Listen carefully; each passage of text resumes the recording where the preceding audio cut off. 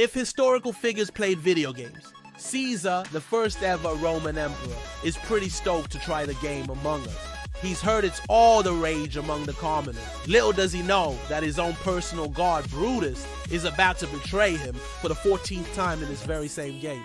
As soon as the game starts, Caesar immediately gets to work laying down the law. The other players better follow his lead or else they'll be out of the game in a flash.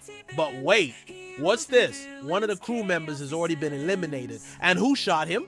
Why, it was Brutus, Caesar's right-hand man and best friend. And why? Because in Among Us, just like in real life, Brutus has had enough of Caesar's BS. Et tu, Brute! You know, just like in real life, Caesar is eliminated in the very first round of Among Us. Turns out being an all-time great leader doesn't necessarily translate to being good at video games. Who knew? Next up, we got Genghis Khan, the founder and great Khan of the Mongol Empire, a title that basically means he's the boss.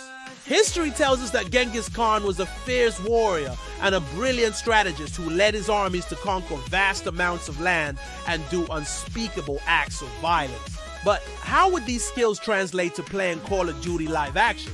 Pretty damn well, actually. Now, thanks to his military background, Genghis Khan was already familiar with the use of bows and arrows, horseback riding, and hand-to-hand combat, which gave him a huge advantage over the other players.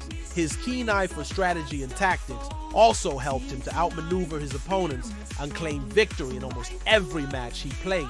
The only problem was he took his virtual victories a little too seriously. There were several reports of him shouting, "I am Genghis Khan, conqueror of all," after winning a match. That and the occasional war cry definitely got old after a while. So much so that the developers of Call of Duty live action had to implement a new rule: no more war cries. If Genghis Khan wanted to play by those rules, he could stay. Otherwise, he could take his complaints about the inaccuracy of the portrayal of horses in the game to another server.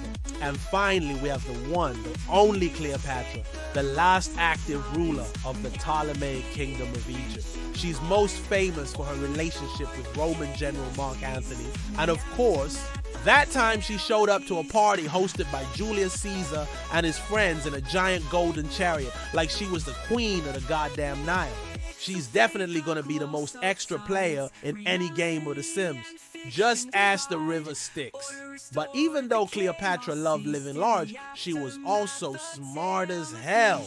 In fact, she was the first person to develop a true understanding of geometry, which came in handy when she wanted to build a pyramid in The Sims. But there was one small problem. Pyramids aren't a selectable option in the build menu. What is a queen to do? The answer, hack the game files, of course. Now everyone can build pyramids. Thanks, Cleo.